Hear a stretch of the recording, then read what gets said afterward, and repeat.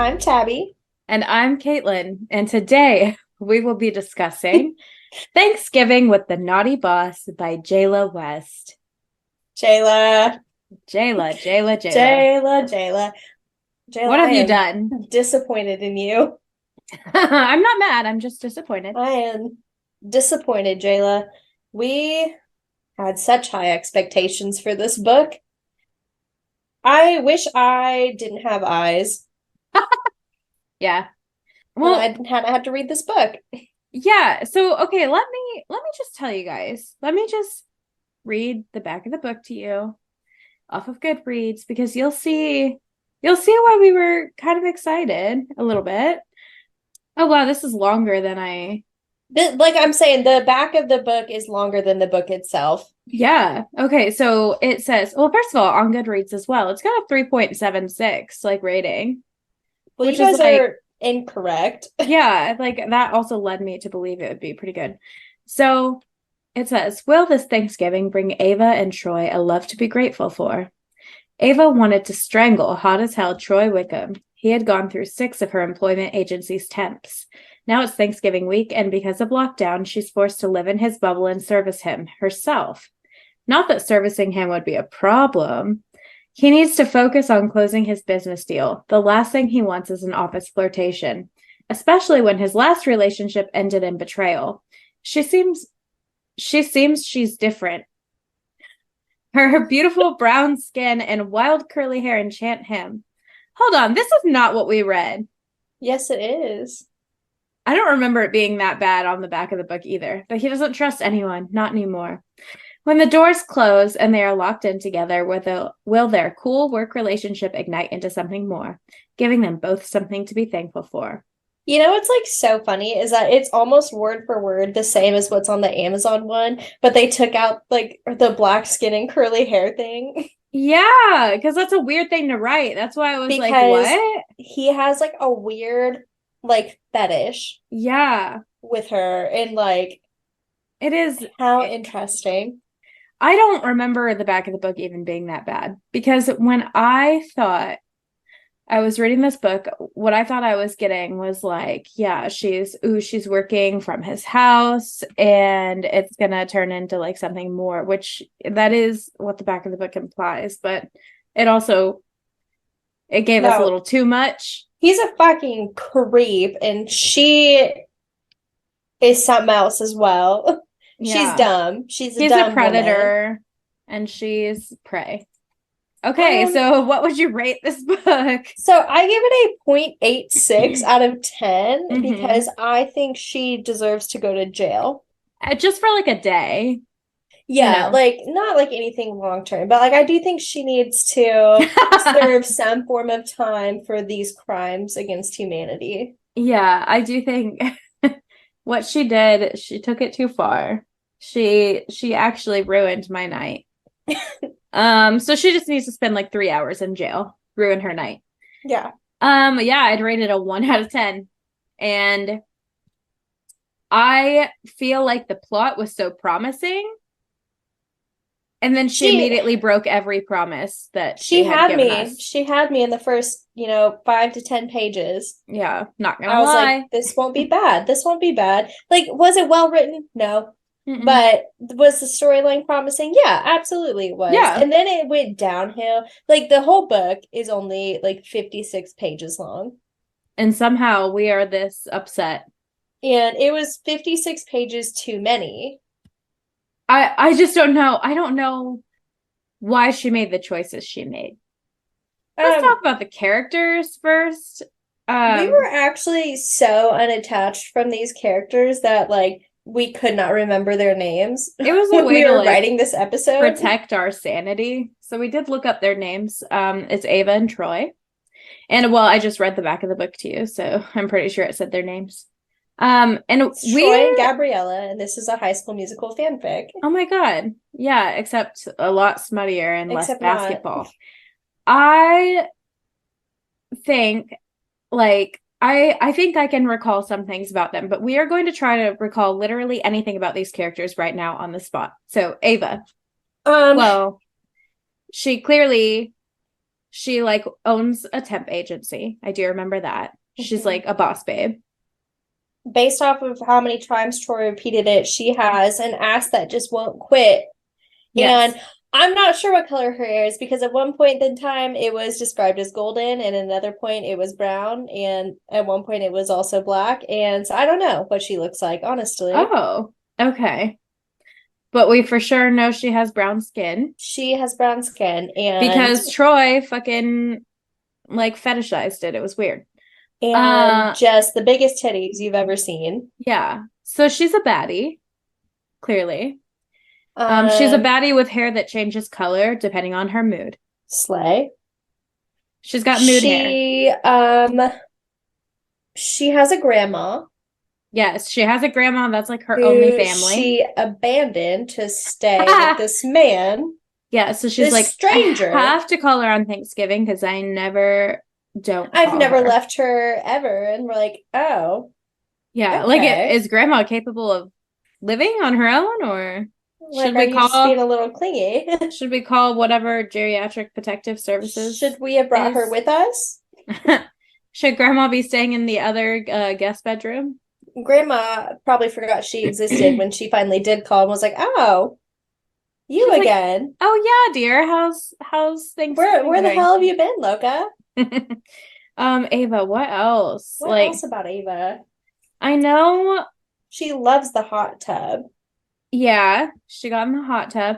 She's a runner. Oh, another thing about this book that was a bit jarring is like it used COVID as the excuse that like Ava has to like stay in the apartment. I hate when people do that. Yeah. I'm like, don't bring that up.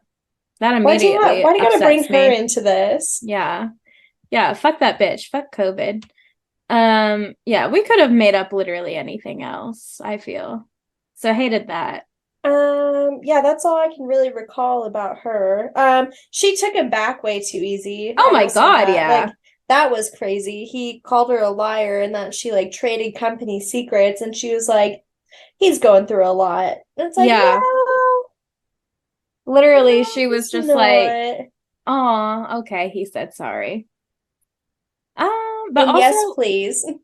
yeah, I mean, it was insta love too, because like once they fucked, they like decided they were in love with each other. She's like, I won't say I'm in love yet. And I was like, a bitch, it's been 3 days. Yeah, the fact that you're even having that thought is like too much. That's crazy to me.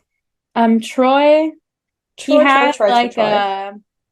an ex-fiance who did sell his company secrets apparently. So So you're dating bimbos, Troy. Not everyone's like that. yeah, so he has really weird trust issues and like won't even Yet, let Ava have her phone. but wants to be like so intimate with her. Yeah. He's like, we'll build this trust. And it's like, well, you're the one who kind of established some boundaries here. So, like, why would she trust you? Like, how about you work on yourself in like individual Yeah, how counseling about you instead worry of about yourself first? so he's weird. He said Uh some weird ass shit too. He's got some odd thoughts running through his head. he sure do. You know, it's Um, actually been a few weeks since I read this, and for I some just read it reason, this morning. it's fresh in Tabby's mind. Does he at one point like say to her something? Maybe this was like her own internal monologue, but does he at some point think that she's like kind of chubby and he's into it? Or does she Yes. okay. He like talks about her curves like all the time. And like Yeah. And how I know when she was like getting but in the hot tub, she was like, "Man, I gained some weight." she's like, wow, this bikini is basically just a string on me at this point because of COVID. Yeah. Okay. So maybe I'm And like he was mixing like their super internal into it monologues. though. And he was Yeah. like, yeah, she's got Which curves for totally days. I love that for them, but He was weird about it though. yes, it came across as weird coming from him. Like it came across as like fetishy. He was always Everything like, about it. am I into that? It's like, well, are you into her being chubby? Like, Yeah. Like it was just like weird. Like I don't like it when like they have to just keep drawing attention. Yeah. to the fact that they're not normally into like plus Yes. size girls. Because that's the thing is like I don't like it when something that's obviously an insecurity for people everywhere, that we have to turn it into, no, Like that's a my fetish. yeah, That's that's it's my not a fetish. Like preference. that's a whole person. Yeah, like so I don't like And that. like they're just trying to find love out here and you're being really weird about it. Yeah, because I'm pretty sure that rubbed me the wrong way when I was reading Yeah, it. I don't know. As a chubby person, It's I was like offended. I think the combination of, yeah, the fact that she was maybe plus size and the fact that he kept drawing attention to that, plus like her Plus her ethnicity. brown skin. Yeah, like, Yeah, like he was striking me as a major creep. Like she just exists. Like she is a beautiful woman, and he can't just be like, "Oh, she's a beautiful woman." He's like, yeah. "No, she is a beautiful plus size brown woman." And it's like, okay, yes, she is all those things, but why are we saying that every chance we get? Multiple times, yeah. Like I don't know It what just, it I don't know. is. It just came off as like really, like, And really creepy. I think it kind of makes me wonder too, like obviously we have no idea what the author looks like, but I wonder if it's a little bit of a self-insert and just a way to like hype her own self-esteem. And in that case, like Maybe. I can appreciate it. I think I just don't like the idea of it coming from like a man's narrative. It's not And even coming from a obviously man. it was all written by a woman, so maybe it's not as bad The as it crazy thing feels. is, though, is that like the narrative to me came off as like almost like a man writing about a woman. Yeah. Like it didn't read as like a woman like writing a Mhm. romance. Like it Yeah. struck me as like a man who's never experienced any of these things. Yes. Oh, Like, yes. And I feel like especially during the smut, yes. I was like convinced that the author Like, of this book has never actually had sex. yeah, it was like they gave like a virgin boy who watches a lot of porn, Yeah. um, And I have some like an idea, and they're examples that like, I can point hey, to. write a book about this. And he was like, yeah, don't worry. I know a lot about women's pleasure. Yeah. No, seriously, you're right. So that also makes me worried that this author's name is a pseudonym and that really it is a 14-year-old boy. But I think Uh, I have actually Googled her, and she is like a stay-at-home mom who homeschools her kids. oh, she's a grown woman? Uh-huh. I did Okay. research this lady because I'm like, this has to be a man. Hmm. Is it just a man with a cover story? Like, yeah, I'm a stay-at-home mom. I don't, maybe. You know what? Maybe she's just a little freak, and I love that for her. It was really strange the way she wrote this book. Yeah, no, because let's talk about like our thoughts and concerns really quick because I feel like we're headed there anyway. Yeah, Um, I don't have anything else to say about Troy. I can't remember anything about it. no, I just that he rubbed me the wrong way. He creeped me out. But the story itself is, of course, I mean, it's a novella. It's only like 56 pages. And so the story is very underdeveloped because we tried to develop an entire story in 56 pages. And that's not how a novella can work. You It can give us can, but you context. did it wrong. Well, yeah. So, like, for a novella to have like a full, like, story in 56 pages, what you need to do is like, yes, of course. So we need like the context, we need the background setup. But we need to pick a conflict that can be resolved in 56 pages. Yes. And she was trying to make these people like fall in love with each other. Like she was trying to make them trust each other fully and intimately and go through like a whole like trial and tribulation period and come back to each other all in 56 pages. And you don't have the room for that. We just don't have the bandwidth No, really. for Yeah. that. Yeah, no, it's Emotional or physical bandwidth to make that happen. like I've read a lot of really great novellas, and yeah, you need to have like a very surface level issue, Mm-hmm. and you can fill the middle with like a lot of smut, but it almost needs to be like a one night stand type thing. Like it Yeah, needs they to can't be be a having a really whole quick relationship. thing. Or it's like they know each other already and like Mm-hmm. they get together like on the holidays and Yeah. like then they get like they're just together after that. That's Yeah. cool too.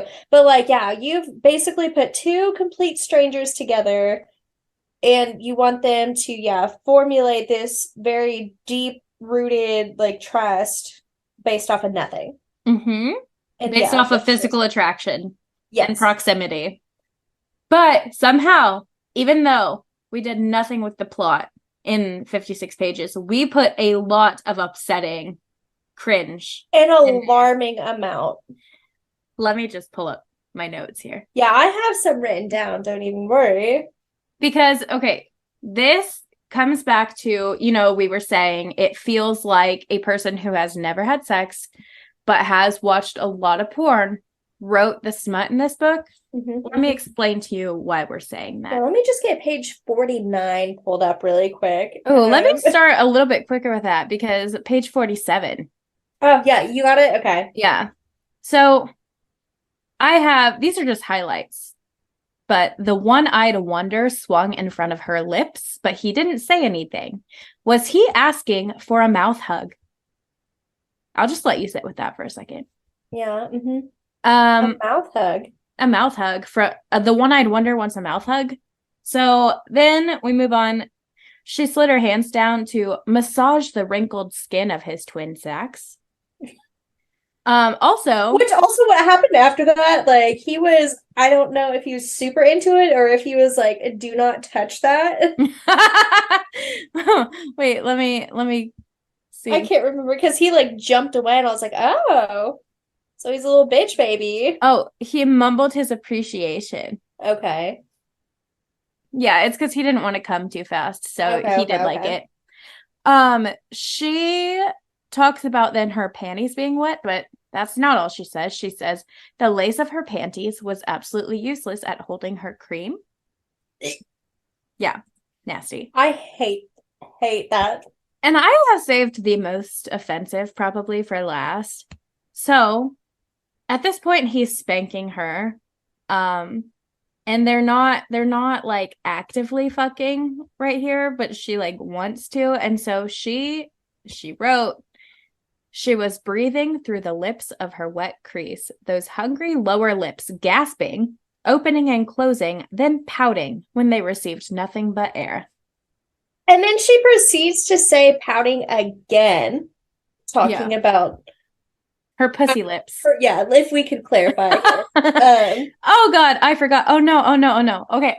Wow. Well, why are you doing that? Okay. So after her lips were pouting, but not her mouth lips. Yeah. He spread her legs and finally gave her pussy the deep throat it had been begging for. I did have that written down. This person who wrote this book has never had sex, and you cannot convince me otherwise. Well, and I think it's just weird how she's giving like this anatomy like a personified thing, like because like before that, the first time they got intimate, like she had her bra off and it said like he was like sucking on a nipple or something. It said the other breast bumped his shoulder in demand. Oh no. Its nipple already hard and elongated, or its nipple already elongated, cinnamon stick begging to be sucked. I forgot about that, but I remember reading it. The cinnamon stick part in particular. And I was like, pardon? Excusez-moi. Okay, I have another highlight. This is from page 62, and they're making out. I'm sorry. It says their lips smacked and chewed, feasting on each other. Their delicious. Chest smashing and bruising. He also like consistently calls her clit her love button. Oh my God, no. And her vagina her love canal. No. And it's like, these are not real things that people say.